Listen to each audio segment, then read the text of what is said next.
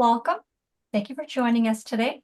My name is Amy Samp. I am the Health and Education Project Specialist at the Maxwell and Eleanor Blum Patient Family Learning Center at Mass General. Before I get started, I just want to go over a few items with you all. Please note that today's session is being recorded for educational purposes.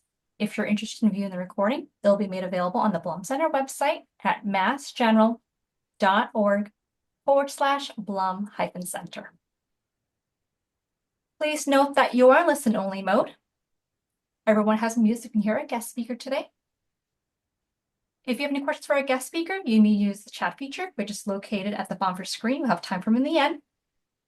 Only Blum Center staff and our guest speaker will see your questions.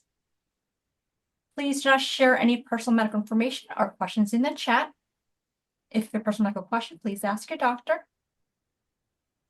Lastly, at the end of today's session, you'll be directed to a brief survey, which we'd like to ask you help us complete. Your feedback is important to us as we plan future programs. Okay, so next I'd like to introduce you all. Joining us today, we have Morgan Fries. Morgan is currently a dietetic intern at Mass General.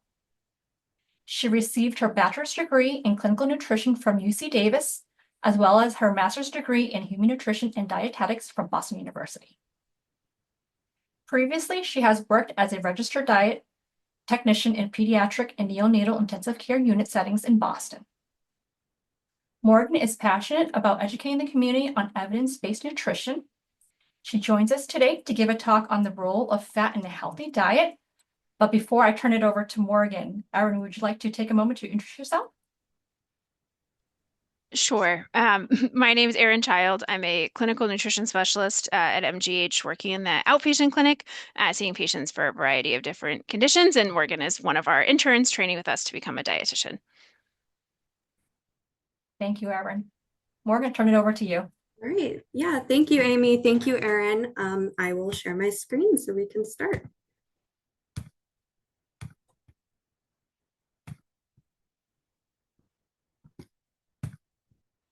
Alrighty, so as Amy let you guys know, we're here to talk about dietary fats today. So fat in the diet and what those look like, how that relates to our health and overall well-being, and ways to incorporate fat into a healthy diet.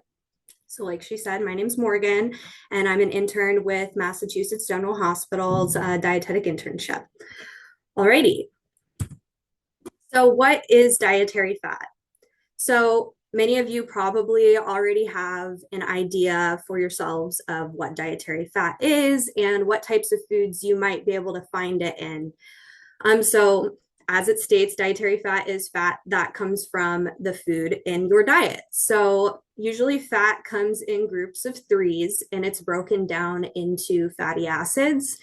And the fatty acids that we consume are typically more what we keep track of when we're identifying different types of fat, because it's these fatty acids that we're referring to that have the specific properties that influence our health in certain ways. And it also influences how they react with food in a culinary setting.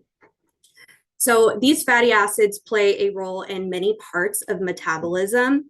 And when I refer to metabolism in this lecture, I'm not so much referring to, losing weight or gaining weight or the speed of metabolism, but more in a global sense, metabolism refers to all the cellular processes and processes our body does to, assimilate the things we intake and then also create energy and keep things running.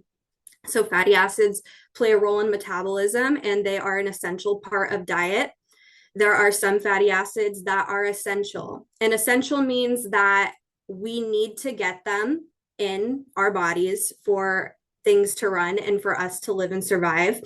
And it also means that we do not endogenously create them. So our body cannot manufacture these, so we must get them from diet.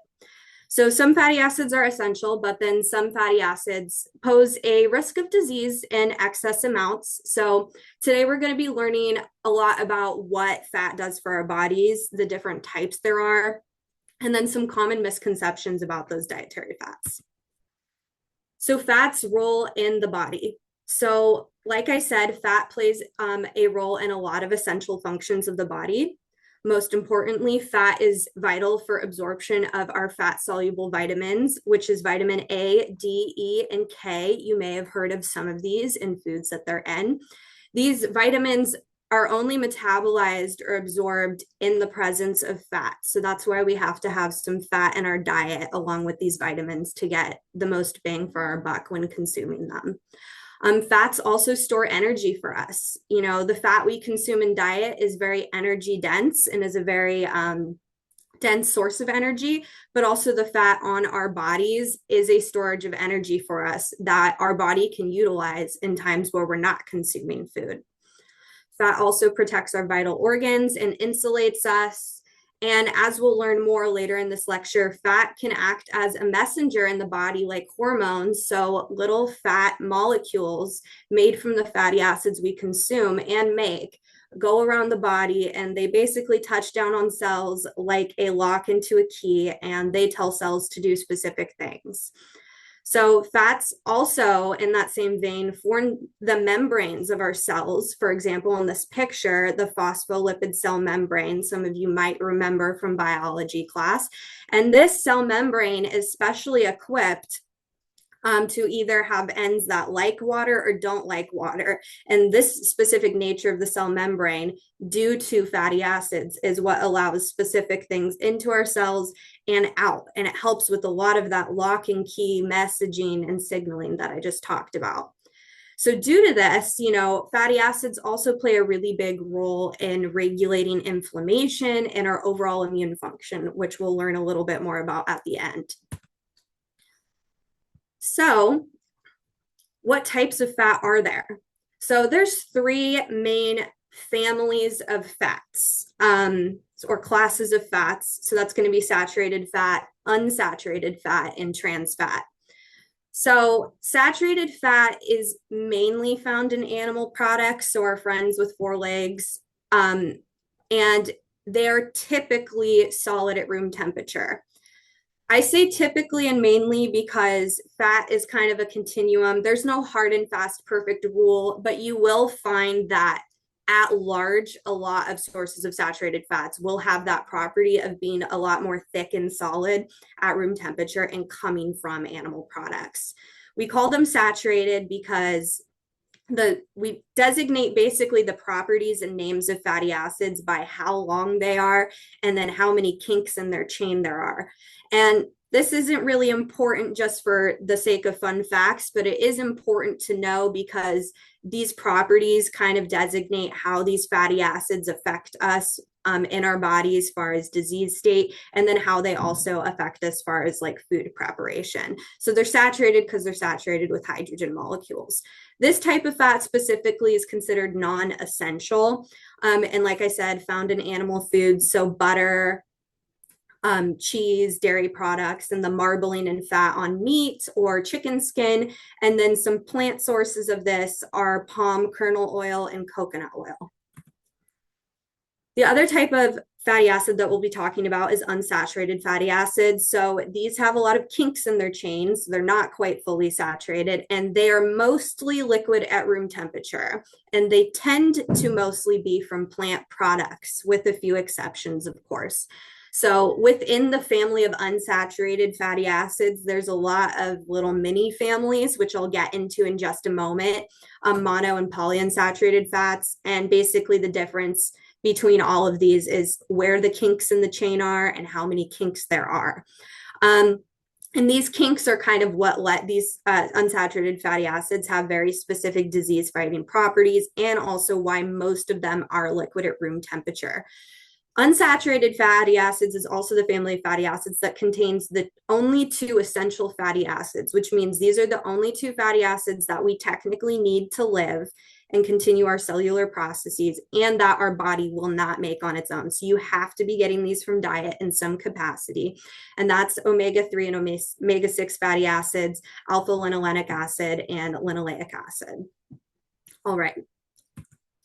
So trans fats are the other family of fats, and they are technically a Frankenstein of saturated and unsaturated fatty acids. They're made through hydrogenation. And some of them are naturally occurring in very minuscule amounts in animal products, but most of them have been added to the food supply through chemical processing. But we've actually removed a lot of these from the food supply in recent decades due to the overwhelming data on poor health outcomes from large intake of trans fats. So you might still see them in prepackaged items like chips and cookies in a very small amount. So like I said earlier, saturated versus unsaturated fatty acids tend to be differentiated between source and property. So the unsaturated fatty acids are usually liquid at room temperature. And you may be asking, okay, but like avocados and nuts and salmon are sources of unsaturated fatty acids, and those are definitely solid, which is true. If you think about it, though, an avocado, a salmon, or a nut is not just a pure source of fat, though. So the reason why you see them in a solid form is because they also have protein and carbohydrates and other things together with them while also containing fat. Whereas like when you boil them down to just their fat, like olive oil or canola oil, you will also see that like avocado oil and fish oil will be liquid at room temperature. And then saturated fatty acids like coconut oil and butter, more solid at room temperature coming from animals. So you may have heard the term omega-3 fatty acids or omega fatty acids. And, it's not really too important to know what omega means, but just for sake of fun facts, omega is the Latin word for last. So omega purely serves as a way of identifying and classifying unsaturated fatty acids by the location of where the kink in their chain is, because the location of these kinks and how many there are is kind of what helps us like classify how they interact with our body. So our two essential fatty acids are going to be omega fatty acids, so linoleic acid omega-6 and alpha linoleic acid omega-3. But there's plenty of other unsaturated fatty acids that contribute to our diet and have health properties. So with omega-3 fatty acids, the most common sources of them are in seeds and nuts, but they're also found in fatty fish like salmon. And they are known to improve heart health, mental health, decrease inflammation, and then also decrease the fats in our liver. Omega-6 fatty acids are more common in vegetable oils, soybeans, and nuts, and they are known to decrease the risk of heart disease, and they also play a vital role in immune system and healing and maintenance of our tissues. Omega-9 fatty acids are not essential fatty acids, meaning we don't have to consume them to live. And they're technically monounsaturated. So they only have one kink, but they're still really heart healthy. So mostly found in the form of oleic acid. And you can find these in olive oil and avocados specifically. So they're known to increase our good cholesterol or our HDL cholesterol.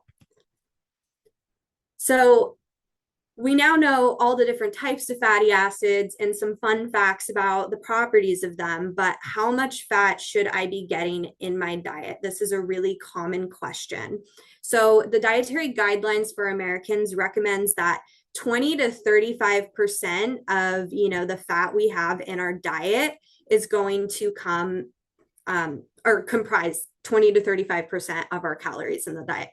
So this means that 20 to 35% of diet should be from fat, 15 to 30% of calories should be from protein, and 40 to 65% should be from carbohydrates for standard dietary recommendations. For saturated fat, we want to limit this to less than 10% of our total daily caloric intake. And if you have any pre-existing heart conditions, usually the American Heart Association wants this more like 5 or 6%. So these are all fun percentages, but what does this actually look like and mean? So for a standard diet of about 2,000 calories a day, which is a ballpark estimation of what most adults will need to consume, that amounts to about 45 to 65 grams of fat a day. So we'll average that out to 50 grams. So what does 50 grams of fat look like in a day? So I provided some examples. So, for example, 1 avocado, a tablespoon of olive oil, and 2 tablespoons of peanut butter will contribute 50 grams of fat a day from healthful sources.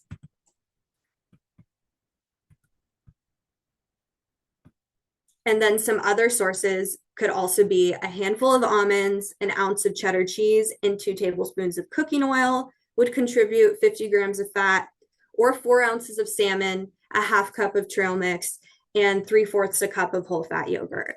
So these are just some general examples. And it's also really important to remember that usually we consume fat as part of the food matrix of other foods or within like a dish that's an amalgamation of a lot of foods. So we're not usually just consuming like a tablespoon of cooking oil by itself. But it's really helpful to kind of visualize it in this sense of like what 50 grams of fat may look like. So how much fat should I be getting? While we want to limit the intake of trans and saturated fats, the quality of fats is really important because emphasizing quality also helps us make sure that we are kind of adhering to a good quantity of fats as well. So there's 2 ways to approach kind of moderating how you introduce fat into your diet.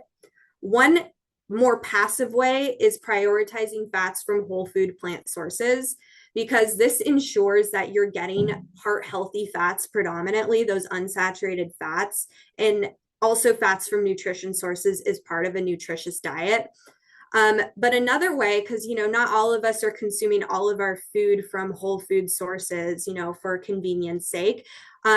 Reading nutrition labels can also be helpful for knowing like how much fat you're getting and what types of fat you're getting in mixed dishes or mixed prepackaged items. So usually on a nutrition label, fat will be the first nutrient, and you're able to see how much total fat is in an item, how much saturated fat is there, and how much trans fat there is.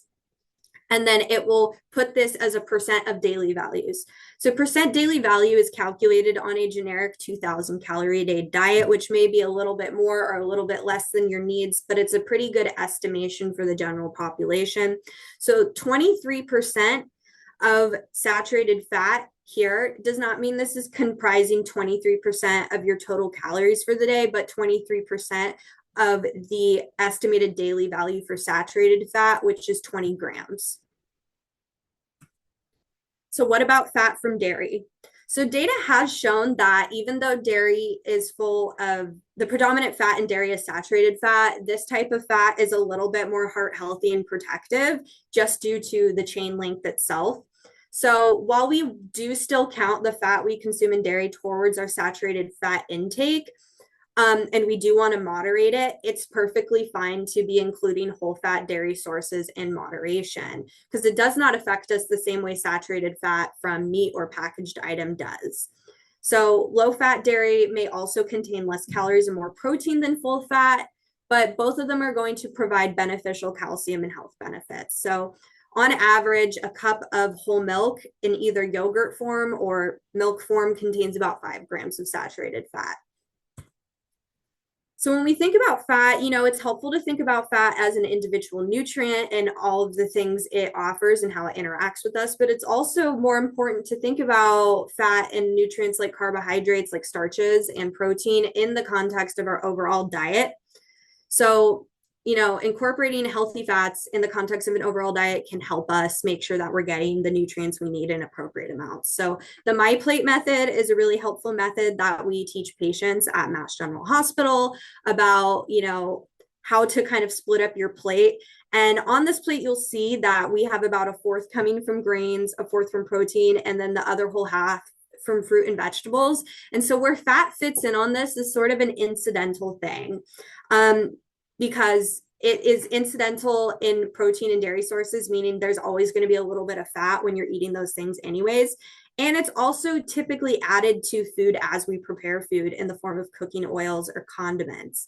So toppings and sauces all contain fats such as oils, nuts, or cheeses, and then most protein sources will always contain a little bit of fat. So a lot of times it's not super necessary to go out of our way to add a lot more fat because it will be part of balanced plates as it is. Fat itself is also very calorically dense, so it contains 9 calories per gram, whereas starches and protein only contain 4 calories per gram. So that means fat provides us a large amount of energy and calories without taking up a lot of physical space or volume on our plate. So therefore, our portion sizes of fat are going to look smaller on our plates, like relative to our portions of vegetables, proteins, and whole grains. But they're still contributing a lot of nutrition and a lot of energy in the form of calories. So a little goes a long way. Another way to contextualize fat in our diet is fat in the sense of our overall eating pattern. So MyPlate is a really helpful tool to tell you kind of like how to set up your plate and how much to eat in like ratios. But following eating patterns like the Mediterranean diet can kind of tell you what to eat and like what types of fat to eat in the context of an overall dietary pattern. So the Mediterranean diet is actually not a diet at all, but it is an eating pattern that emphasizes lean protein, whole grains, abundant fruits and vegetables, and healthy fats. It is the #1 most well-studied eating pattern globally, with multiple beneficial outcomes seen in human data for chronic disease and overall, lifespan.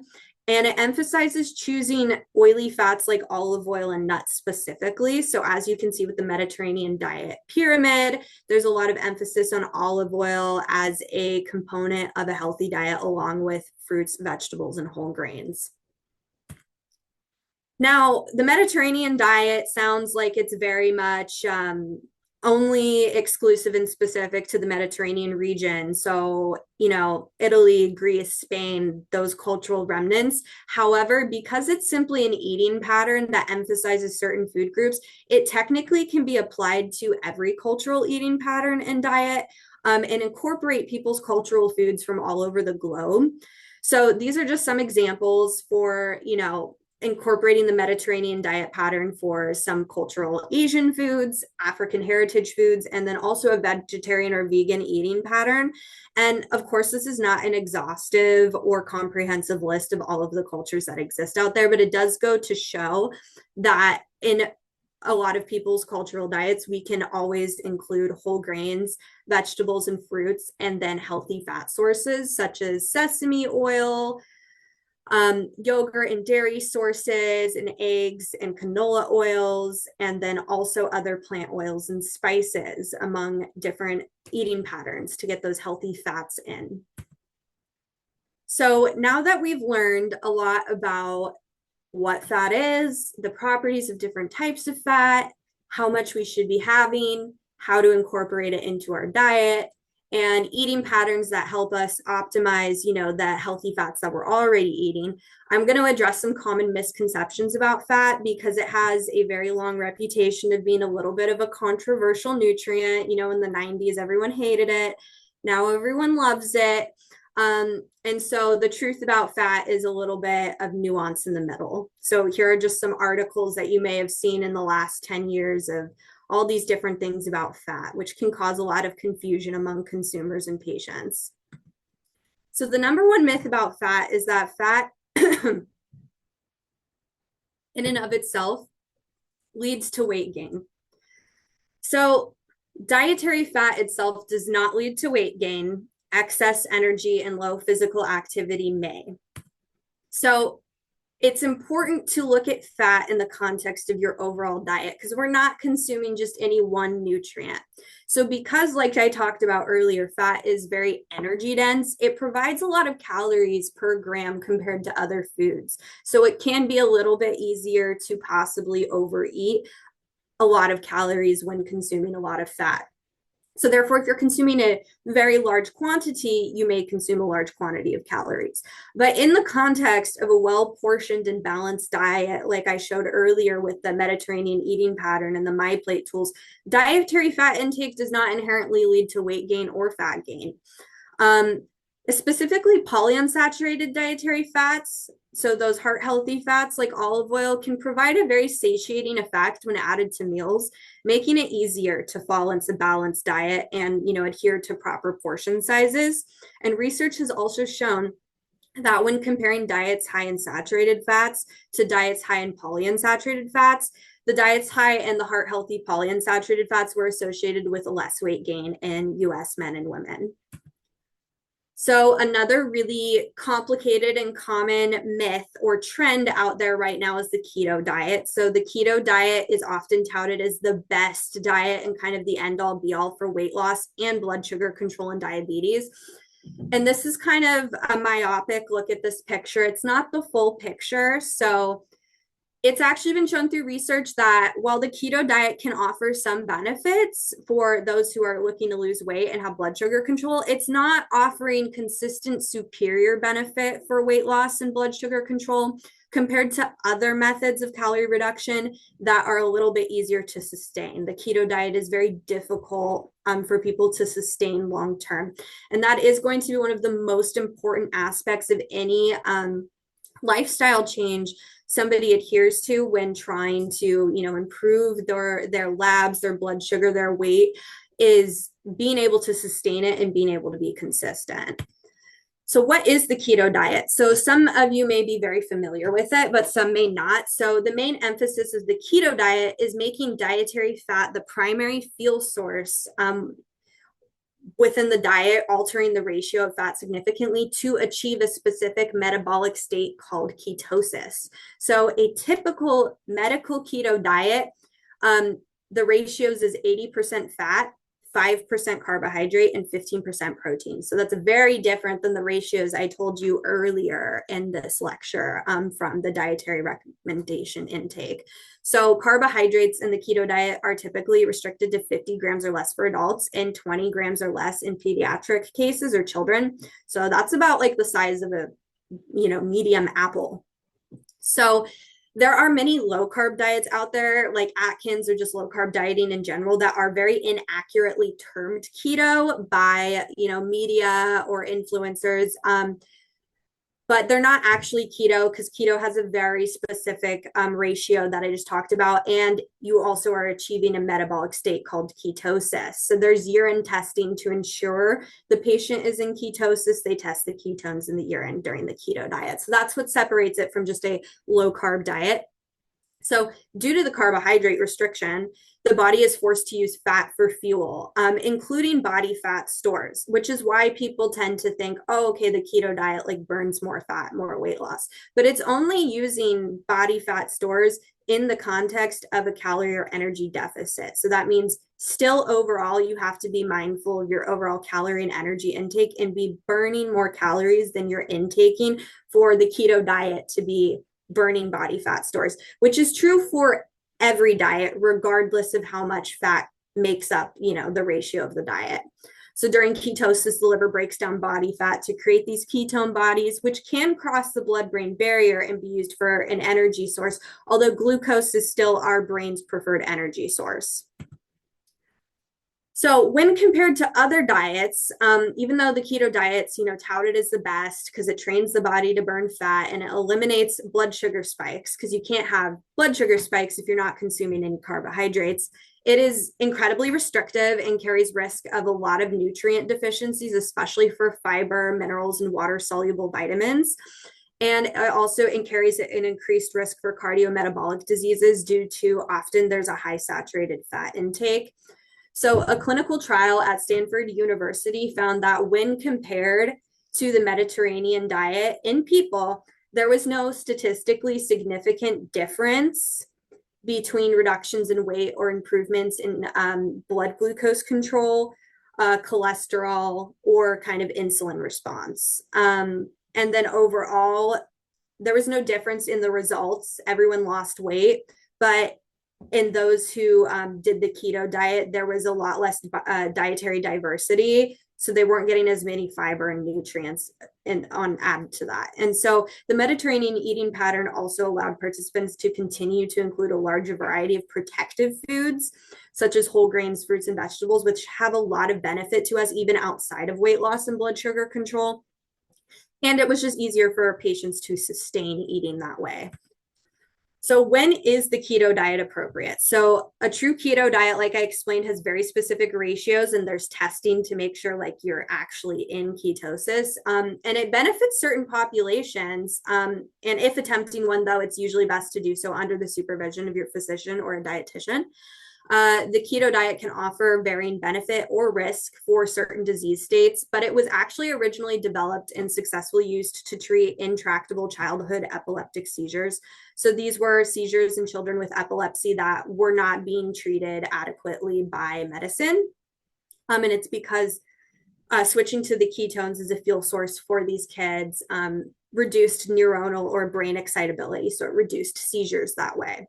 So certain studies have reported an overall reduction in seizures of 50% or more in this child population following a medically supervised diet. But since these diets are very strict and really difficult on caregivers to adhere to, a medical professional must weigh the risks and benefits of initiating this diet for control of seizures. And typically, as the kid becomes older, different therapies are transferred over to.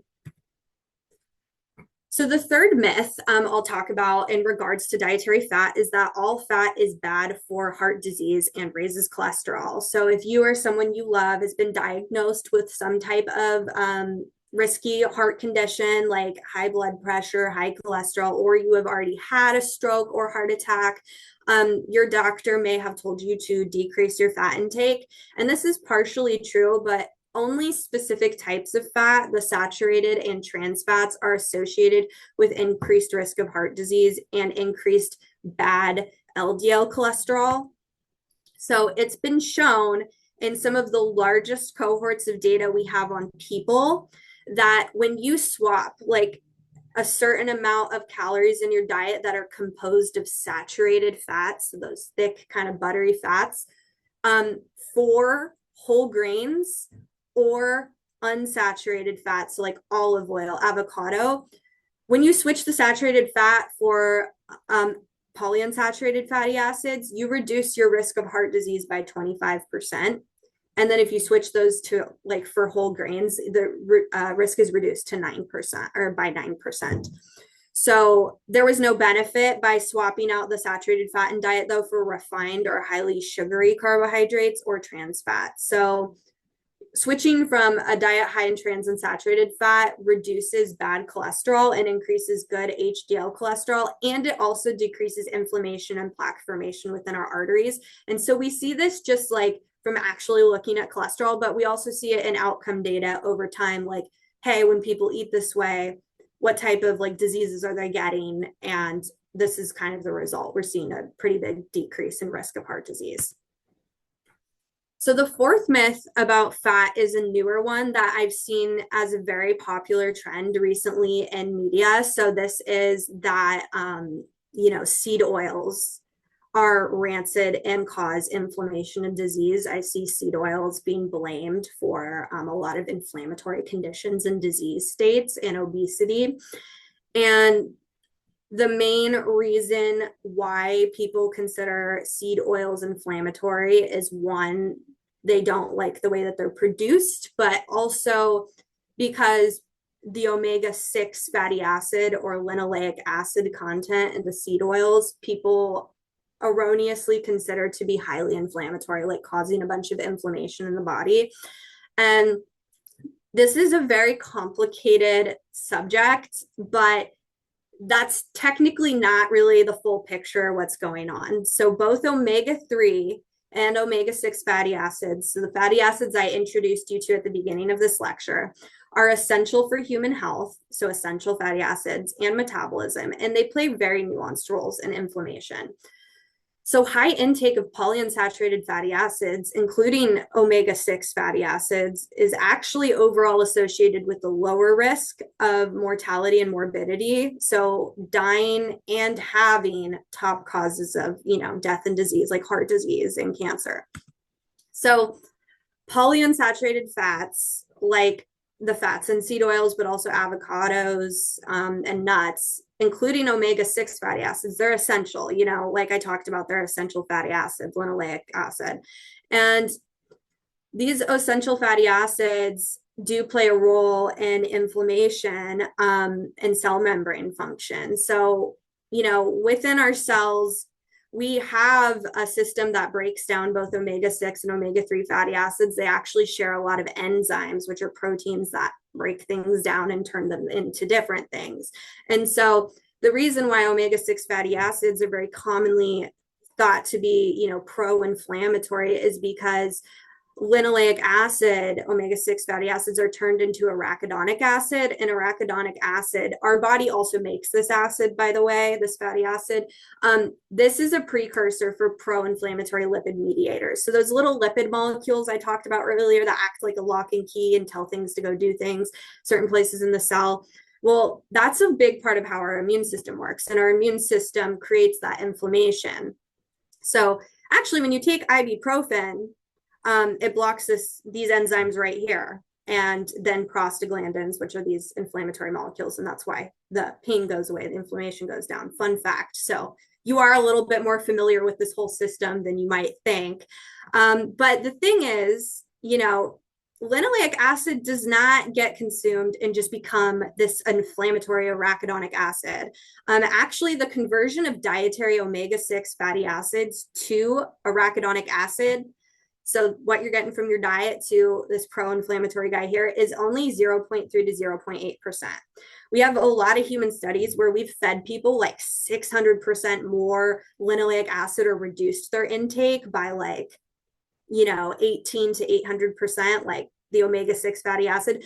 And we saw no dose dependent increase or decrease in all of the medical inflammatory markers we use, which means there was no relationship. This consuming more of it was not increasing our CRP, ESR, or IL-6, which are all blood tests to measure inflammation. So we're not in people seeing any increase in inflammation in the blood from consuming more omega-6.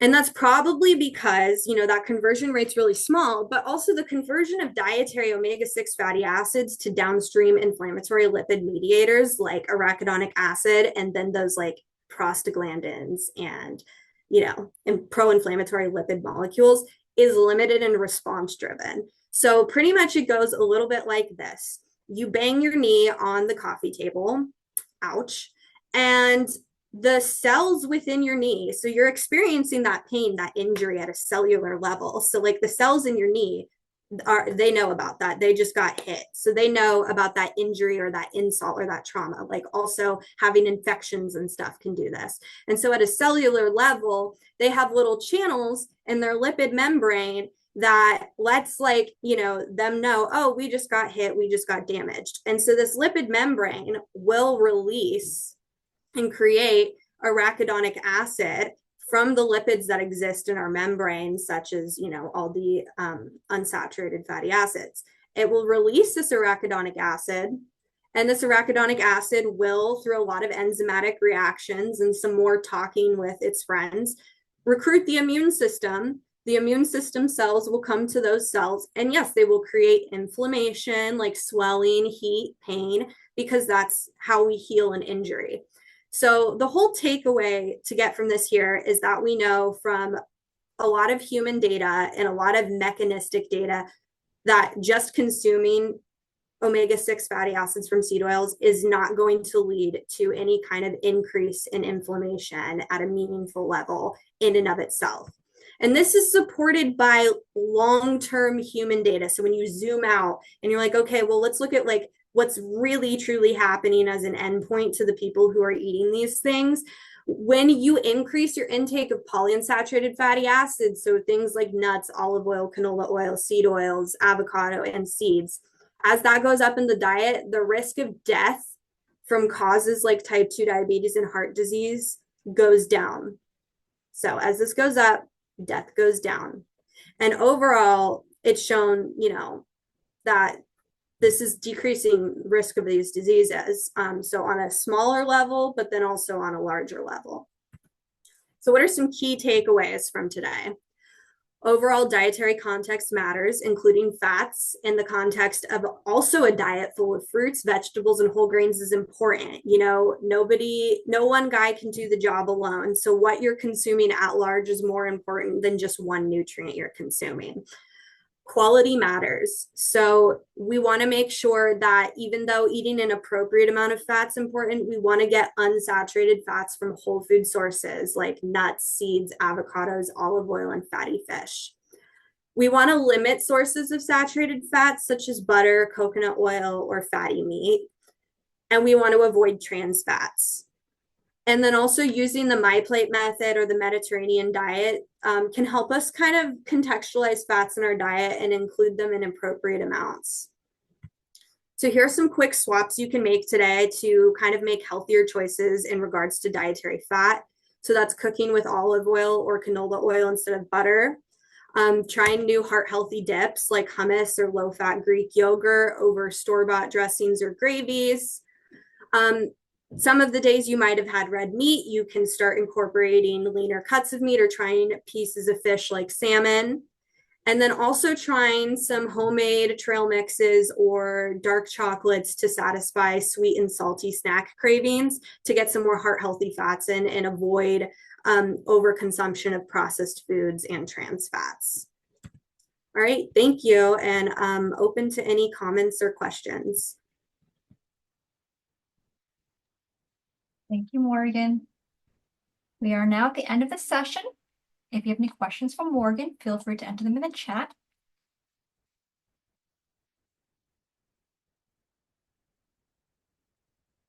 We have a question regarding butter. Is butter better than margarine? Oh, you're on mute. That's a really good question. So margarine used to be made through hydrogenation, which is the trans fats, but a lot of sources of margarine these days are not really made so much that way. So you can look on the back, and if it says it's made from hydrogenated oils, we usually want to avoid that a little bit more. So if I had to like scale things on like a ratio, like we want to avoid trans fats more than we want to avoid saturated fats. So if it is like a, partially or hydrogenated oil, in that case, we want to probably use butter instead. But there are a lot of margarines that are not made that way anymore, plant-based oils and spreads. So it is a matter of kind of reading the label and looking for that hydrogenated aspect. Thank you. And earlier in your slide, you had brought up a great example of cooking with olive oil or canola oil instead of butter. What are some other good swaps for someone who likes to bake? Right. So baking, yeah, definitely. Baking is a little bit hard because unlike cooking, baking is like an exact science for how things are going to turn out. So I typically would not recommend using olive oil in baking because it's going to taste kind of odd. So canola oil is a pretty great option for baking because it does well at high heat, and it also doesn't have like a very specific flavor with it. Other things to add moisture to baking that some people use, especially if you're like trying to get more plant-based in your diet, is things like, well, eggs is a non-plant-based version of adding moisture, but adding certain things like plant milks, bananas, applesauce, pureed pumpkin. These are all very moisture inducing types of things that can help kind of like make things moist in baking without too much oil. Thank you. Would you be able to expand a little bit more about the Mediterranean diet and what online resources one can go to learn more about it? Yeah, so the Mediterranean diet, there are a lot of iterations of it depending where you go, but overall, it kind of just gives an overall eating pattern that's like the base of the diet is going to be comprised of whole grains and legumes, and contingent on like a person's needs, like, whether you're pregnant or how large you are, or like what's going on in your life. The exact serving size of that will vary. And then an emphasis on fruits and vegetables, and then olive oil is a source of fat. So there will be articles on the Mediterranean diet on a lot of platforms. I know that the Academy of Nutrition and Dietetics, or Eat Right, we'll also have some materials for that. The American Heart Association, Harvard has written a lot of articles on it. I am sure under MGH or the BFit blog, there are going to be resources on the Mediterranean diet if you're looking for more local resources as well. And then recipes, can be found online. Some personal sources that I have used before with patients is like eatingwell.com has a lot of Mediterranean type of recipes. Thank you. You had mentioned a couple of times the MyPlate. Can you explain a little bit more about the MyPlate model and where we can go to learn more about it?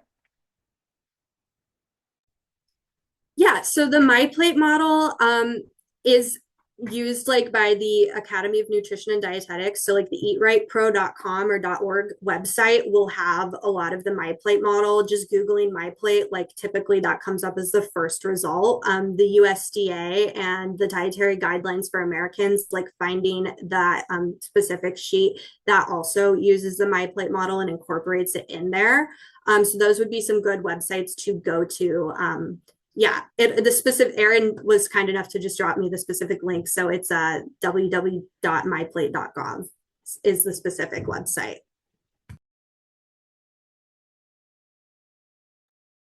Thank you. Do you have any starter tips on how we can pack more healthier fats in our lunches?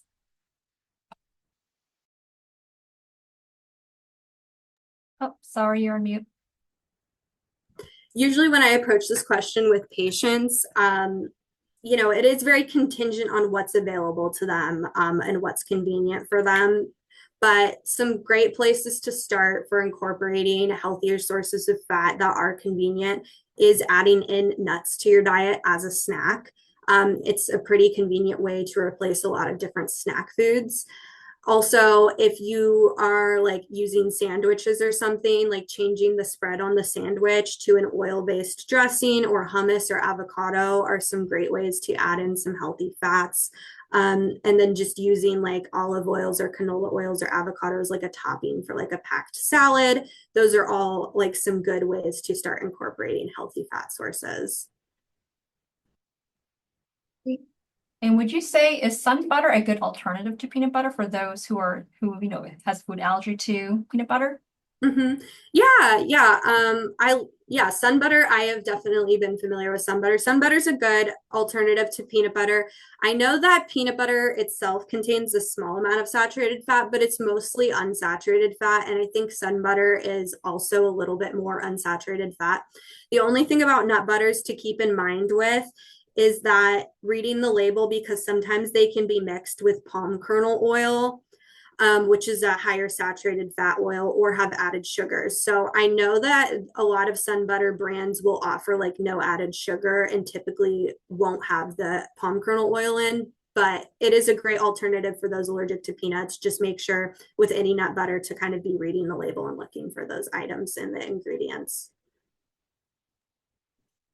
Thank you.